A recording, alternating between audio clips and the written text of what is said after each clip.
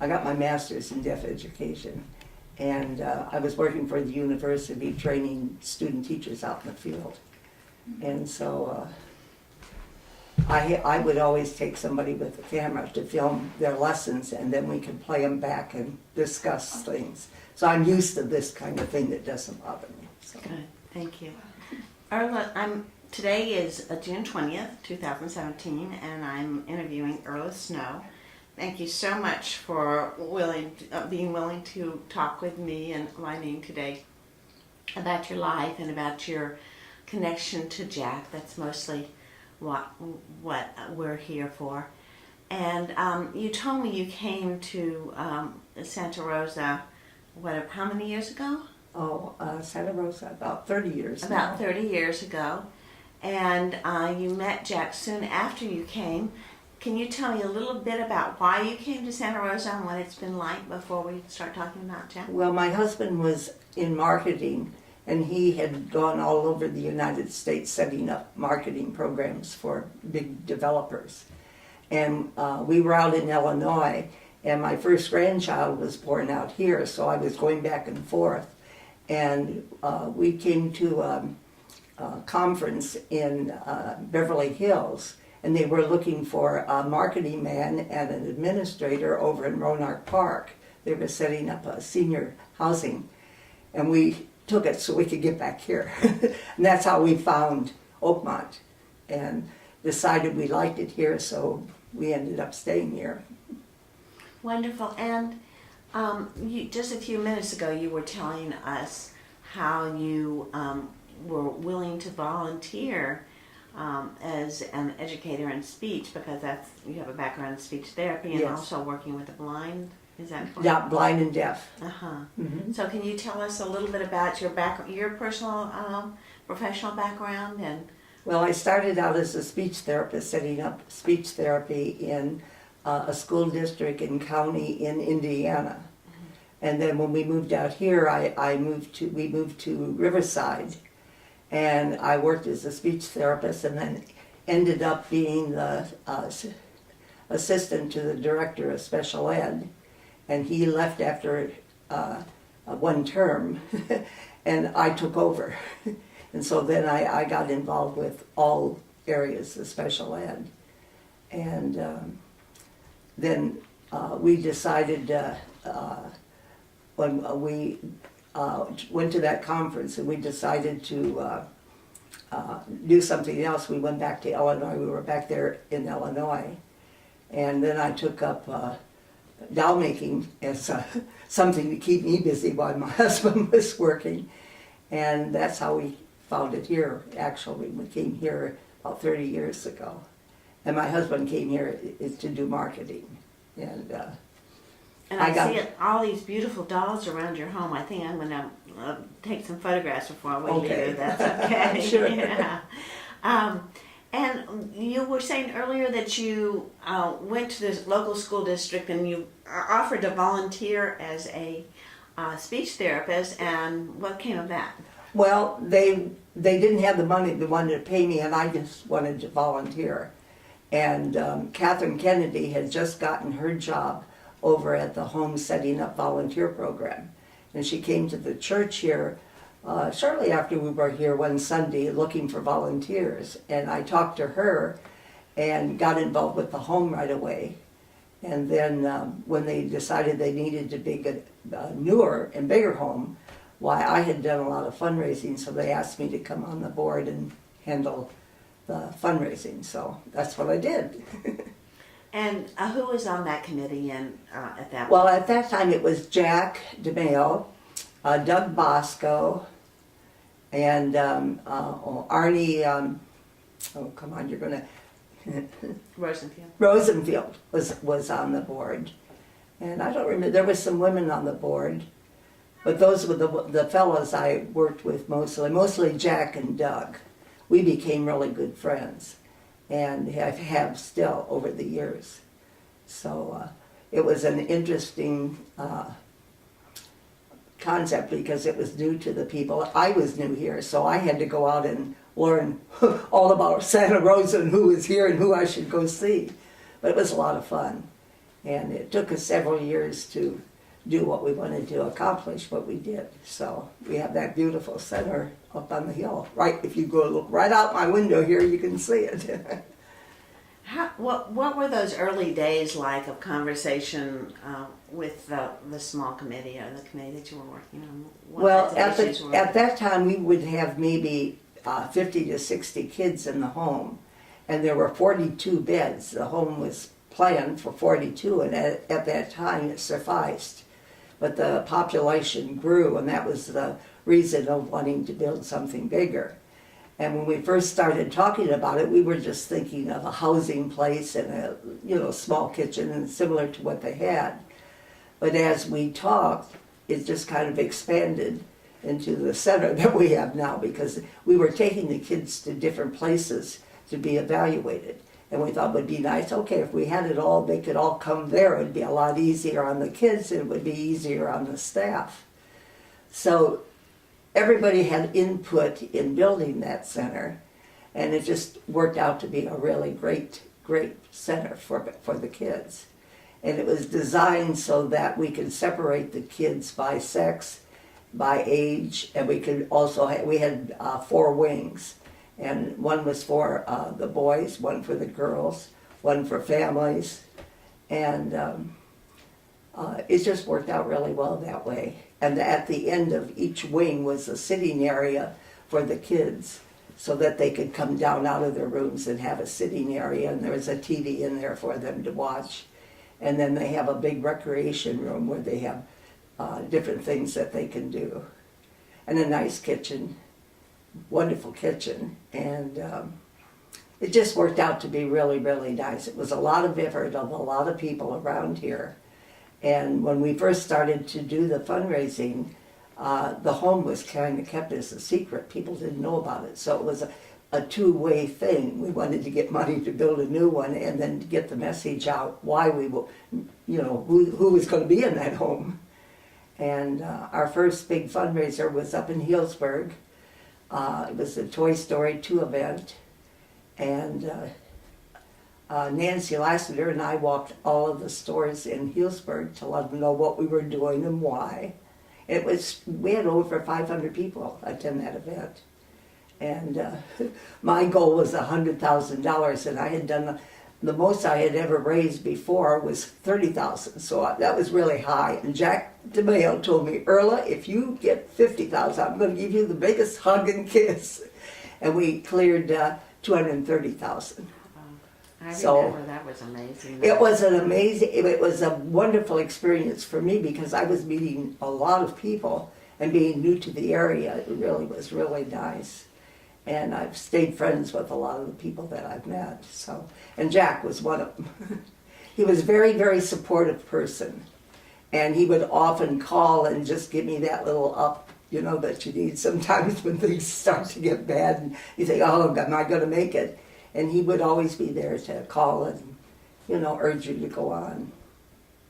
And what was Jack's role, other roles in the planning and fundraising and Well, implementation of we this? started a scholarship fund at first for anyone that had been in the home. That was our initial start. And he was in on that, setting it up, and stayed with it right till his end. Very involved. And then we started to expand beyond it, and now we're taking kids that have been in foster care, but not particularly just at the home, but at other places. And that's when I started the jewelry. I do it as a fundraiser for the scholarship fund. It's kind of expanded on to little other areas, because as the state cuts back on things, they have needs, so we kind of, whatever the money will go to help the kids. So do you get over there to see how it's running very often, or have you done that at all? Well, ever since I have been here in the home, they bring the foster parents of the preschoolers and the little ones in once a month for training, or maybe for a speaker. And the volunteers watch the children. And I've been on that ever since, because I get my baby kick. My kids are all older, of course, so I get to to hold the babies and rock them and feed them and have the fun with the kids, read to the little ones. So yes, I get over there. And not as often as I did when I was younger, but I do get over there and watch the kids. And then they have the parents sometimes that are working or can't come in during the day. Sometime between 6 and 8, they'll come over there for a meeting. And I go over and watch the kids while they're in that meeting because I don't live that far from here. So. Sweet. Thank you. Thinking about Jack, you said he was very supportive and especially encouraging you when things got rough and tough or challenging. What other kinds of memories do you have about Jack in terms of his work with them? He was very easy to work with. He was always a positive person, always upbeat with a smile on his face, and very sensitive to people. And he ended up being our lawyer because we just really thought great of him. He was just a really, really great guy. And couldn't say enough good things about him, really. Could go on and on and on. Because he was. That's just who he was. And he was just down-to-earth person, you know. He could sit down and talk to anyone on a one-to-one basis and be very comfortable talking to them and making them very comfortable.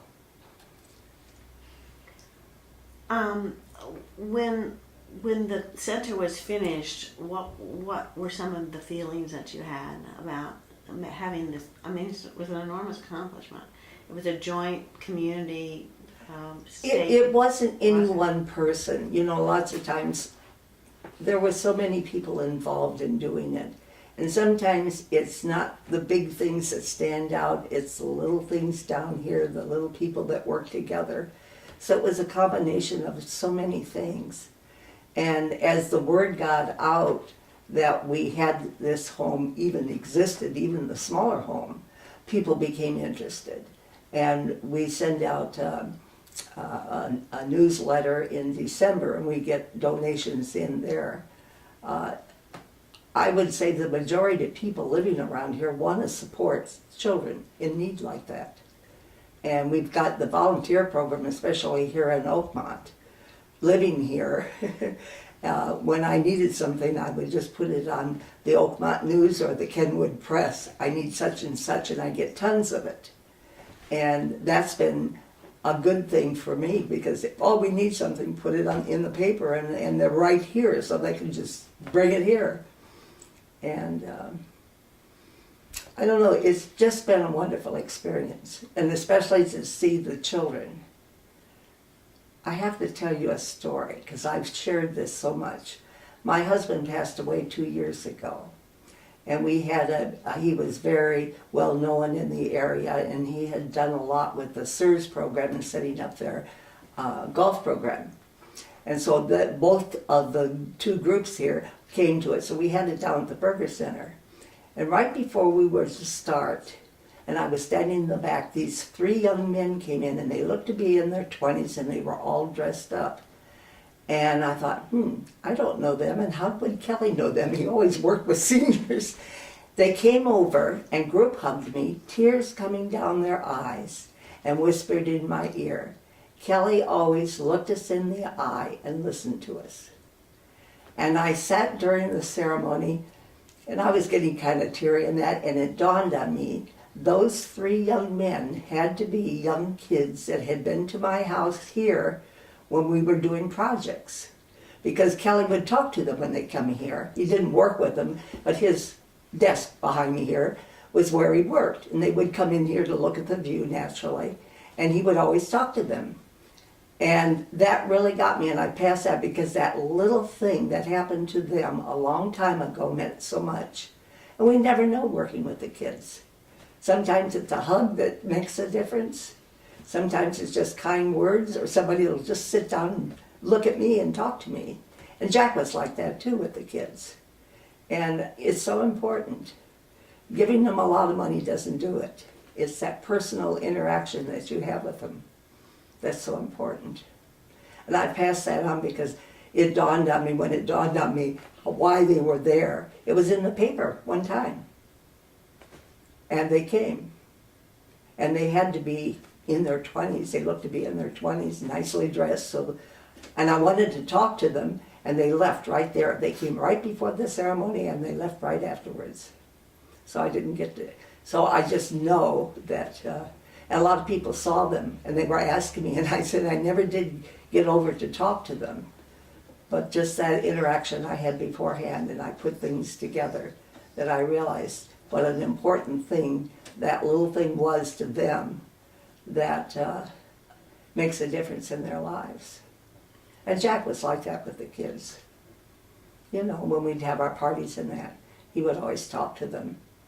And naturally, it was a natural thing he did, same as my husband. It was nothing, you know, we just do that. And it makes a big difference.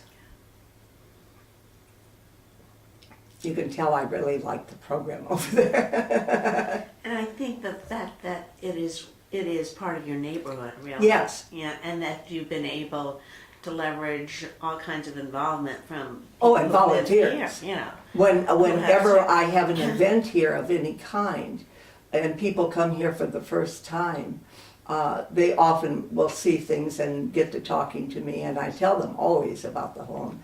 A lot of them want to volunteer and do something. And there are a lot of volunteers that have, you know, maybe not be volunteering now. They may have gotten to the age where they don't volunteer anymore, but they have. But there's been a strong support here in Oakmont over there at the home because they care. And that's what's important. And caring is not restricted to ages, No, is it? no, it doesn't. Not at all. Because I've had my kids and grandkids here sometimes when the kids have been here and they just interact. So, you know, it doesn't make any difference on age.